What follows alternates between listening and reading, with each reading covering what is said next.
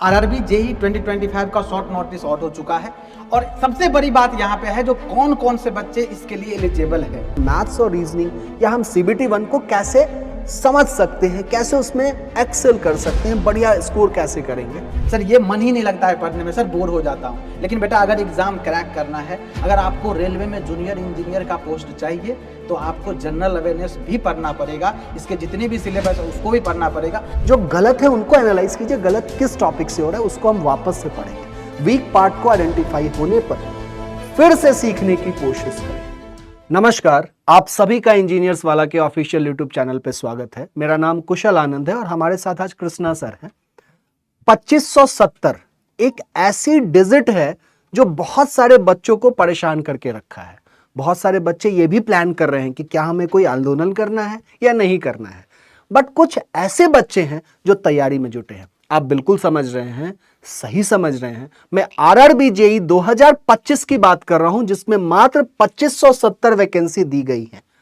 अब अगर वैकेंसीज इतनी ही रहती हैं और हम अलग अलग जोन्स पे बात करें तो हर जोन में फिर ब्रांच पे बात करें तो वैकेंसीज कम हो जाएंगी। एग्जैक्टली तो थोड़ा सा स्ट्रैटेजी अभी तक जो आप अपना रहे हैं उनमें शायद बदलाव की आवश्यकता हो सकती है। आज की इस वीडियो में हम इन्हीं पे बात करने वाले हैं। तो कृष्णा सर शुरू करते हैं। बिल्कुल, सर ने जैसा आपको बोला ना, आरआरबी जेई 2025 का शॉर्ट नोटिस आउट हो चुका है और सबसे बड़ी बात यहाँ पे है जो कौन कौन से बच्चे इसके लिए एलिजिबल है। तो सबसे पहले यहीं से स्टार्ट करते हैं चीजों को। तो आपको पीछे दिख रहा होगा यहाँ पे कौन कौन बच्चे एलिजिबल है। तो अगर आपका डिप्लोमा कंप्लीटेड है आप एलिजिबल हैं। अगर आपका बीटेक कंप्लीटेड है आप एलिजिबल हैं। अगर आपका डिप्लोमा 2 साल का मतलब लेटरल एंट्री से भी किए हैं तब भी आप एलिजिबल हैं। अगर कोई बच्चा फ्रेशर है, यस, जो इस बार पास आउट किया है, तो देखो इसमें क्लियरली मेंशन किया गया है फ्रेशर बच्चा भी अलाउड है, बट 30 नवंबर 2025 ये कट ऑफ डेट है, मतलब लास्ट डेट होगा एप्लीकेशन का फॉर्म फिलिंग का। तब तक अगर आपके पास फाइनल ईयर का रिजल्ट है तो आप आराम से इस फॉर्म को फिल कर सकते हैं, कोई दिक्कत कोई परेशानी नहीं होने वाला है। अब सर यहां पे बात आती है, अगर बच्चा एलिजिबल है तो सर सबसे बड़ी बात है इसका एग्जाम पैटर्न क्या होता है और किन किन सब्जेक्ट पे हमें फोकस करना पड़ेगा, हमारी प्रिपरेशन स्ट्रेटजी क्या रहने वाला है, क्या क्या चीज कवर करना पड़ेगा, स्पेशली नॉन टेक वाला पार्ट। नॉन टेक का बात इसीलिए कर रहा हूं सर क्योंकि आरआरबी जेई सीबीटी 1 का जो एग्जाम है ये टोटली नॉन टेक होने वाला है। तो चलिए चलते हैं सर ये नॉन टेक वाले पार्ट। बिल्कुल सर, देखिए 4 स्टेजेस में आपके टेस्ट किए जाते हैं। Stage 1 computer based qualifying nature का होता है। तो आज पूरी की पूरी डिस्कशन हमारी स्टेज 1 पे होगी, ठीक है। एक एक करके डिस्कस करते चले जाते हैं इसके सारे पॉइंट्स कि क्या करना है, हमें कैसे करना है नॉन टेक के लिए। जो वेटेज है मैथ से 30 सवाल हैं और आगे मैं आपको थोड़ी देर में यही बोलूंगा कि आपको एनी हाउ इस 30 में से 30 सवाल सही करने होंगे और मैं वैसे ही बात बोलूंगा जो किया जा सकता है। और हाँ, मैथ्स एक ऐसा सब्जेक्ट है जिसमें आप सारे क्वेश्चन सही कर सकते हैं। कोई डाटा नहीं होता है इसमें, आपको कुछ चीज याद नहीं करना है, आपको समझना होता है मैथ्स को। दूसरा, रीजनिंग से आपको 25 क्वेश्चंस मिलते हैं और फिर से आपको सारे क्वेश्चन सही करने होंगे। जनरल साइंस, देखिए एक इंजीनियर जो है वो कहीं ना कहीं 10वीं के बाद या तो आप डिप्लोमा में गए होंगे या फिर अगर आपने 11वीं 12वीं करके लैटरल एंट्री वाला सिस्टम लिया है तो तब भी आपने मतलब साइंस से आपका टच है। तो जनरल साइंस से 30 क्वेश्चन, यहाँ पे आपको टारगेट लेना होगा तकरीबन 25 क्वेश्चन सही करने का। और जनरल अवेयरनेस, ये तो सभी का सुभान अल्लाह है, सारे इंजीनियर एक ही नाव पे बैठे होते हैं जब जनरल अवेयरनेस की बात आती है। यहाँ से आपको 15 सवाल मिलते हैं, टोटल 100 सवाल 100 मार्क्स। और सबसे खतरनाक चीज क्या है, ये 1/3 का नेगेटिव मार्किंग। सबसे खतरनाक चीज क्या है, ये 1/3 का नेगेटिव मार्किंग। इसीलिए मैं कह रहा हूं कि देखिए मैथ्स और रीजनिंग में नेगेटिव मार्किंग के चांसेस बहुत कम होते हैं क्योंकि डाटा है, कैलकुलेशंस हैं। आप गलत कैलकुलेशन करेंगे तो जरूरी नहीं है कि आपको एक आंसर दिखेगा। एग्जामिनर बहुत शातिर चतुर हो जाए तो एग्जामिनर को बहुत हद तक पता होता है कि बच्चा क्या गलती करने वाला है, तो वैसे आपको ऑप्शंस देता है। और सर बिल्कुल ये जो बात आपने बताई ना मैथ और रीजनिंग का, तो हम इसके बारे में अलग अलग स्ट्रैटेजी भी देखेंगे। और मुझे लगता है अगर कोई बच्चा तैयारी कर रहा है ना तो बच्चों को भी ये समझ होगा मैथ और रीजनिंग दोनों का नेचर थोड़ा सा एक जैसे ही होता है, तो दोनों को किस तरीके से तैयार किया जाए। लेकिन इसके नीचे अगर बात करूं तो जनरल साइंस की बात आती है और जैसे ही जनरल साइंस की बात आती है एक इंजीनियर के दिमाग में 2 कंफर्टेबल पॉइंट है, एक है फिजिक्स और एक है केमिस्ट्री। लेकिन जैसे ही लाइफ साइंसेज वाला पार्ट आता है ना, जितना आप कंफर्टेबल होते हो उतना ज्यादा पैनिक करते हो। और सबसे ज्यादा वेटेज अगर जनरल साइंस का बात करूं तो लाइफ साइंस जिसको बायोलॉजी बोलते हो उसी पार्ट का होता है, तो उसका स्ट्रैटेजी क्या रखना है उसके बारे में बात करेंगे। और जनरल अवेयरनेस, जैसा कि सर ने आपको बताया ना, हर एक इंजीनियर का मेन प्रॉब्लम है सर पढ़ना, तो सर ये मन ही नहीं लगता है पढ़ने में, सर बोर हो जाता हूँ। लेकिन बेटा अगर एग्जाम क्रैक करना है, अगर आपको रेलवे में जूनियर इंजीनियर का पोस्ट चाहिए, तो आपको जनरल अवेयरनेस भी पढ़ना पड़ेगा, इसके जितने भी सिलेबस है उसको भी पढ़ना पड़ेगा। तो सर इसका एक बार डिटेल सिलेबस देख लेते हैं फटाफट। बिल्कुल, इसका जैसा अभी सर ने बताया, देखिए हर चीज के एडवांटेज डिसएडवांटेज दोनों होते हैं। मैथ्स और रीजनिंग में आपके नेगेटिव से आप बच सकते हैं, टाइम में भी ज्यादा लगे सॉल्व करने में, बट जरा जनरल साइंस और जनरल अवेयरनेस ये कंप्लीटली इस पे निर्भर करेगा कि आपकी रीडिंग स्पीड कैसी है। तो हम लोग इस पे भी बात करेंगे कि इस दो सेक्शन साइंस और जनरल अवेयरनेस को करने के लिए बिल्कुल सर अगर बच्चे की रीडिंग स्पीड अच्छी है वो क्वेश्चन जल्दी पढ़ सकता है, अगर आपकी भाषा की समझ अच्छी है आप क्वेश्चन को जल्दी समझ सकते हैं। क्योंकि एग्जामिनेशन का जो प्रेशर है वहां पे आप इतना रिकॉल नहीं कर पाते आपने क्या पढ़ा, आपको आता है, हाँ नहीं आता है, यू शुड स्किप। नेगेटिव से बचना बहुत जरूरी है। तो आपको 90 मिनट मिलेंगे, हम आपको यह भी बताएंगे कि इसको आप स्मार्टली यूटिलाइज कैसे कर सकते हैं। आइए एक एक करके डिटेल सिलेबस पे चलते हैं। मैथमेटिक्स का अगर आप सिलेबस देखें तो हूबहू पिछले साल जैसा की उम्मीद है, और ये फिक्स्ड है। मैथ्स में क्या चेंजेस आएंगे, तो आपको नंबर सिस्टम, बॉड मास, डेसिमल, फ्रैक्शन, एलसीएम, एचसीएफ, यानी मैं कहूं कि जो मैथ्स के दो हिस्से हैं, क्वांटिटेटिव एप्टीट्यूड और एडवांस मैथ्स में आपको अलजेब्रा, ज्योमेट्री, ट्रिग्नोमेट्री, स्टैट्स के क्वेश्चंस मिल जाते हैं, स्क्वायर रूट, एजेस के क्वेश्चंस। क्लॉक कैलेंडर मैथ्स में मेंशन है, कुछ जगहों पे रीजनिंग में इसकी क्लासेस होती है, इसके लिए परेशान नहीं होना है, थोड़ा सा कैलकुलेटिव है, इसलिए रेलवे अक्सर क्लॉक कैलेंडर को मैथ्स के सेक्शन में लिखता है। ठीक है, तो ये वही सारे टॉपिक्स हैं जो आप एक स्टैंडर्ड किसी भी एग्जामिनेशन की तैयारी करते हैं, आप मैथ्स सीखते हैं। शायद आप सीजीएल की तैयारी कर रहे हो, शायद आप सीपीओ की तैयारी कर रहे हैं, आप किसी भी एग्जाम की तैयारी कीजिए, आपको मैथ्स, यही पूरा मैथ्स और 10वीं तक का मैथ्स है। अच्छी बात यहां पर यह है। रीजनिंग की बात करें, अगेन सेम टॉपिक्स जो आप एक जनरलाइज एग्जामिनेशन में तैयारी कर रहे हैं, एनालॉजीज है, अल्फाबेटिकल सीरीज है, coding, mathematical operator, decision making, conclusion, data sufficiency, Venn diagram, classification, direction. Again simple, कुछ नयापन नहीं रहता है इसमें। जनरल अवेयरनेस की बात करें, जहां से अगर आप देखिए मात्र 15 सवाल हैं, और ये बहुत वास्ट हो जाता है। जैसे नॉलेज ऑफ करंट अफेयर्स, तो ये करंट अफेयर वर्ड जो है ये अगेन बहुत वास्ट है। डेली क्या हो रहा है आपको इसकी जानकारी होनी चाहिए। Indian geography, culture, history of India including freedom struggle, Indian polity, economics, मतलब आसान भाषा में मैं कहूं तो आपको current affair, polity, economics, geography और हिस्ट्री, इन 5 विषय की नॉलेज होनी चाहिए, जिसके लिए आपको लड़ना है। और 15 नंबर के क्वेश्चन यहां से आएंगे, 15 क्वेश्चन होंगे। General science, physics, chemistry, life science, यानी कि जो बायोलॉजी आप कहते हैं, up to 10th standard CBSE syllabus ये भी लिख दिया गया है। ठीक है, आगे थोड़ा बढ़ते हैं। तो कृष्णा सर, जैसे लास्ट ईयर हुआ, जो वैकेंसीज थी, जो कट ऑफ आई, अब तो हमारे पास सारा डाटा हम आपको दिखाएंगे। इस साल क्या उम्मीद हम रख सकते हैं कि बच्चों को कितना मिनिमम स्कोर करना ही करना चाहिए, क्योंकि नॉर्मलाइजेशन भी होना है, जोन्स में आप बढ़ जाते हैं, तो what should be the standard score कि बच्चा करे ही करे? बिल्कुल सर ने बिल्कुल सही बताया, आपको सिलेबस भी दिया है। और अगर आप 24 का डेटा देखो ना, तो देखो 24 में वैकेंसी ज्यादा थी, लगभग 8000 के आसपास वैकेंसी थी। और अगर आप देखो एक आरआरबी जेईई सीबीटी 1 का कट ऑफ देखोगे सारे जोन का, मैं पूरे 21 जोन जो है सारे जोन का अगर मैं बात करूं, तो अगर मिनिमम से मैक्सिमम तक देखा जाए ना, तो किसी का 76 भी गया है, किसी का 78 भी गया है। अगर मैं मैक्सिमम बात करूं 100 में से कितना नंबर गया है, तो आपको पता होगा गोरखपुर जोन का जो है सबसे ज्यादा कट ऑफ गया है, 91 पॉइंट समथिंग कट ऑफ गया है। अब देखो 100 में से अगर 91 मार्क्स लेके आ रहे हैं बच्चे, तो आपको अपना स्ट्रैटेजी उसी तरीके से बनाना पड़ेगा। क्योंकि आप इस बात अब हमेशा दिमाग में सेव करके रखिएगा, जो इस बार वैकेंसी कम है, 2570 वैकेंसी है, और जब 2570 वैकेंसी के लिए बच्चे फाइट करेंगे, तो सिंपल सी बात है उसमें वैसा ही बच्चे फाइट करेंगे और उतने ही स्कोर की रिक्वायरमेंट होगी। क्योंकि इस बार नंबर ऑफ वैकेंसी लगभग सर बहुत कम हो गया, अगर देखा जाए तो 1/4 हो गया आसपास, तो आपका कट ऑफ के चांसेस बहुत ज्यादा ऊपर जाने का चांसेस है। और इसीलिए मैं यहाँ पे लिखा भी सर इसीलिए 80+ स्कोर करना, क्योंकि 80+ हमें स्कोर करना पड़ेगा। क्योंकि जिस तरीके से नंबर ऑफ वैकेंसी है और जिस तरीके कैंडिडेट इसमें फाइट कर रहे हैं, और आप लोग दिन रात reasoning, mathematics, general awareness, general science पढ़ते हो, तो सिंपल सी बात है यहाँ पे स्कोर बूस्टअप ही करना पड़ेगा। और आपको एनी हाउ 80+ स्कोर लेके आना पड़ेगा, तभी आरआरबी जेईई सीबीटी 1 आप क्रैक करोगे। और दूसरी बात सर, सीबीटी 1 में जितना ज्यादा स्कोर होता है, ये क्वालिफाइंग नेचर का है, बट इसमें मेरिट नहीं बनता है। बस जितने ज्यादा मार्क्स रहेंगे ना, उतना ज्यादा ऑप्शन आपके पास रहेगा सीबीटी 2 में। और आपका जो मन चाहा पसंदीदा डिपार्टमेंट जो फिल करते हो आप लोग, तभी आपका ये फेवरेट डिपार्टमेंट मिल पाएगा, इस बात का ध्यान रखिएगा। तो सर ये बताइए, अगर कोई बच्चा 80+ स्कोर करना चाहता है तो सबसे ज्यादा वेटेज रखता है मैथमेटिक्स, जिसको एप्टीट्यूड बोलते हैं, और रीजनिंग, इसका क्या स्ट्रैटेजी होना चाहिए, इस पे बताइए। देखिए यही कारण है कि यहाँ पे मैंने आपको कहा था कि आपको एनी हाउ मैथ्स और रीजनिंग में टोटल नंबर लाने होंगे, मतलब 55 नंबर आपको एनी हाउ यहां से लेके आना पड़ेगा।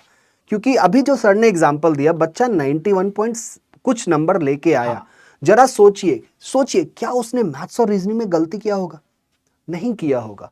अगेन नंबर्स का खेल है और इसमें आप यूजुअली गलतियां नहीं करते हैं। साइंस की बात करें, जनरल अवेयरनेस की बात करें तो यूजुअली आपसे गलतियां हो जाती हैं। तो आइए डिस्कस करते हैं कि मैथ्स और रीजनिंग या हम CBT 1 को कैसे समझ सकते हैं, कैसे उसमें एक्सेल कर सकते हैं, बढ़िया स्कोर कैसे करेंगे। तो अगर हम जनरल एप्टीट्यूड और रीजनिंग की बात करें, so always go through basic concepts. सबसे प्रॉब्लम क्या है कि हमें डायरेक्टली स्पीड चाहिए। मैं क्लासेस जब लेता हूं ना, बच्चा कहता है कि भैया ये जल्दी नहीं बन रहा है। मैं उससे पूछता हूं बना क्या, तेरा आंसर सही आया क्या? तो बोलता है नहीं आंसर भी सही नहीं है। तो ये तो बेवकूफी वाली बात है ना। So the first step should be, आप क्वेश्चन को सही बनाना सीखें। समय के साथ स्पीड आना शुरू होगा। स्पीड का एक फॉर्मूला है, that is concept plus accuracy. तो कॉन्सेप्ट पे काम करना क्लासेस में काम होता है, टीचर्स उस पे काम करते हैं, और एक्यूरेसी का काम ये आपका काम है। You will have to work on that and slowly and gradually speed आना शुरू हो जाएगा। So always go through basic concepts, do practice more and more, enhance your speed. मतलब प्रैक्टिस से स्पीड अपने आप डेवलप होगा।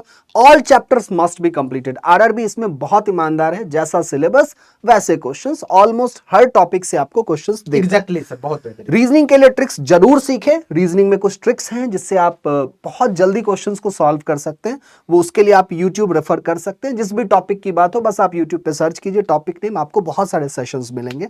Previous year questions, PYQs, must practice with detailed analysis, ये बहुत जरूरी है। एनालिसिस, प्रैक्टिस एनालिसिस करना बहुत जरूरी है।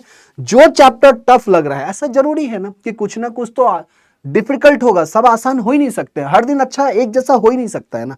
सो टफ लग रहा है, उसको बेसिक से प्रॉपर टाइम देके सीखे, ये ध्यान आपको रखना है। आगे बढ़ते हैं। जनरल साइंस की अगर हम बात करेंगे ना, मैथ्स का जितना नंबर है उतना ही जनरल साइंस का नंबर है। Science is a scoring plus less time consuming, क्योंकि जो समय लगा पढ़ने में बस वही टाइम लगना है। फिजिक्स, केमिस्ट्री, बायोलॉजी का सिलेबस पूरा कंप्लीट कीजिए, इसमें कोई चोरी नहीं चलेगी।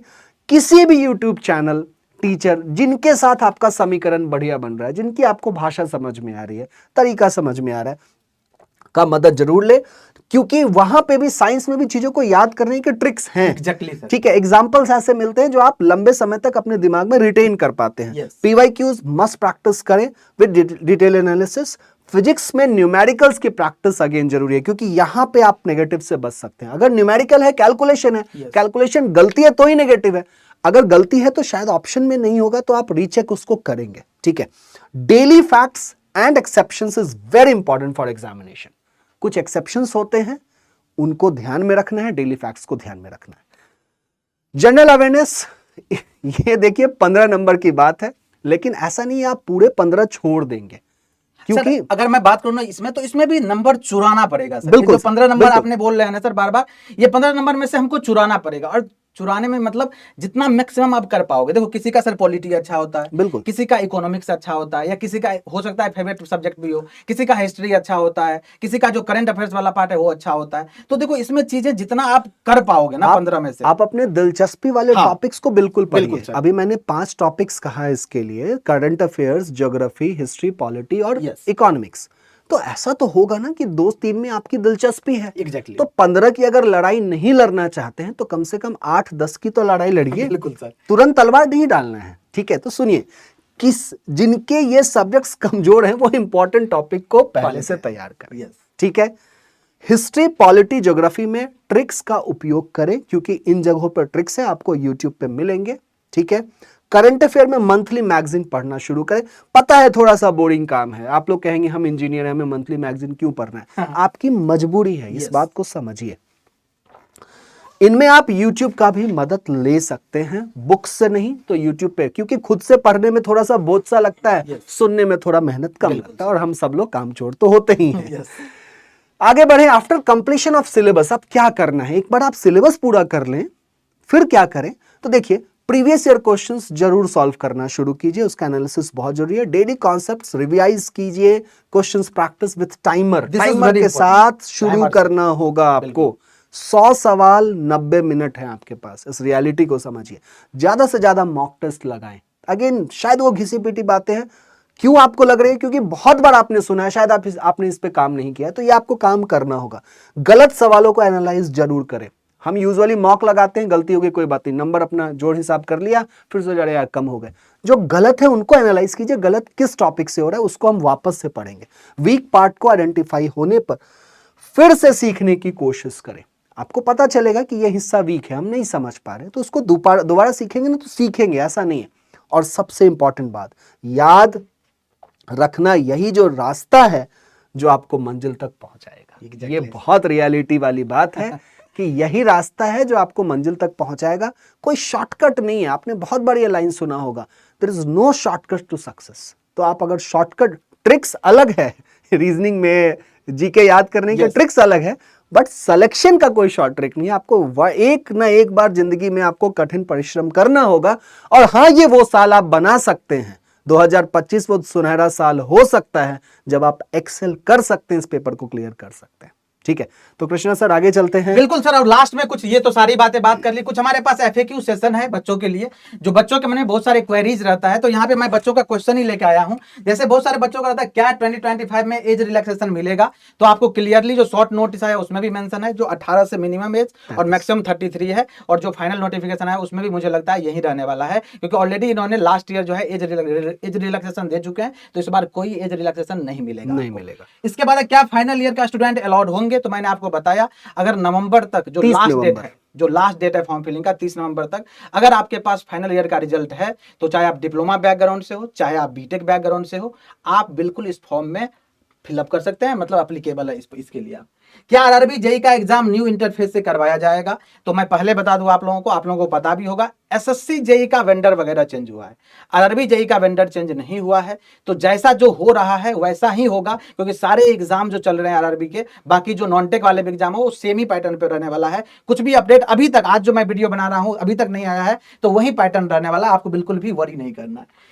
क्या सैलरी 8th पे कमीशन के अनुसार मिलेगी, आपको बिल्कुल भी वरी नहीं करना है। आप तैयारी करते रहो, चीजें अपडेट होगी, और आपको इसके बारे में एक प्रॉपर वीडियो भी मिलेगा आपको, जो 8th पे कमीशन के अकॉर्डिंग आपको कितनी सैलरी मिलेगी। अभी जो सैलरी देख रहे हो आप लोग 7th पे कमीशन के अकॉर्डिंग, आपको 8th पे कमीशन लेगा तो कितनी बढ़ोतरी होगी, वृद्धि कितनी होगी, सैलरी कितने पैसे और बढ़ के मिलेंगे, डेफिनेटली बढ़ के मिलेंगे, लेकिन कितने मिलेंगे इस पे प्रॉपर एक वीडियो मैं आपको दूंगा, तो आपको और जानकारी क्लियर हो जाएगा। क्या डिप्लोमा वाले स्टूडेंट्स इसमें अलाउड है? बिल्कुल अलाउड है। यस। और आखिरी जो आपके मन में आता है, किस किस ब्रांच के स्टूडेंट एग्जाम दे सकते हैं, तो जो अपना मतलब फादर ऑफ ऑल ब्रांच कहते हैं सिविल, मैकेनिकल, इलेक्ट्रिकल, बिल्कुल दे सकते हैं। इलेक्ट्रॉनिक्स वाले भी दे सकते हैं, कंप्यूटर साइंस वाले इलेक्ट्रॉनिक्स के साथ एग्जाम कंसीडर किया जाता है। तो ये आपके एफएक्यू क्वेश्चन है। इसके अलावा देखो हम लोगों ने सारी गाइडेंस आपको प्रोवाइड करी है, इसके बावजूद अगर लगता है ना कुछ आपको और रिक्वायरमेंट है, यस, तो इस वीडियो का कमेंट बॉक्स आपके लिए ओपन है, आप वहां पे भी लिख सकते हैं। और ये स्ट्रैटेजी को फॉलो करके डेफिनेटली आप जो ये 2025 का जो साल है ना, उसको एक बेहतरीन से साल में कंसीडर कर सकते हैं। अगर आपका ड्रीम आरआरबी जेईई 2025 है, तो आरआरबी जेईई के साथ रेड कलर का हार्ट जरूर बनाइएगा, क्योंकि सर कहा जाता है कुछ चीजें लिखने के बाद ना हो सकता है वो कन्वर्ट हो जाए। जैसे सर अभी बात करूँ रिसेंट में, तो जो एशिया कप हुआ है ना, उसमें एशिया कप से स्टार्ट होने से पहले जो रिंकू सिंह एक बैट्समैन है ना, उन्होंने लिखा था जो लास्ट जो रन होगा जीतने वाला, विनिंग रन जो है ना, ये मैं ही बनाऊंगा। और उस बंदे ने पूरे 7 मैच में कभी नहीं खेला, लास्ट मैच में खेला एशिया कप का फाइनल, क्योंकि एक प्लेयर इंजर्ड हो गया था, और जो विनिंग स्कोर है ना, एक ही बॉल खेला और विनिंग स्कोर वही बंदा ने मारा। तो लिखने से चीजें हो जाती है। आप इस वीडियो के नीचे कमेंट बॉक्स में आरआरबी जेईई के साथ रेड कलर का हार्ट जरूर बनाइएगा। फॉर मोर गाइडेंस आप यहाँ पे कनेक्ट कर सकते हैं Krishna sir PW Telegram channel, Kushal sir PW Telegram channel. कभी भी किसी भी टाइम आपका जो भी क्वेरीज है यहाँ ड्रॉप कीजिएगा, डेफिनेटली हमारी टीम और हम लोग कोशिश करते हैं एज सुन एज पॉसिबल उसको रिजॉल्व कर पाए। तो ओवरऑल सारी चीज़ें क्लियर हो गया होगा। बाकी आप लोग पढ़ते रहिए और इन्जॉय करते रहिए, ऐसे ही डेफिनेटली आपका सिलेक्शन होगा। हमारी पूरी टीम की तरफ से ऑल द बेस्ट। नमस्कार।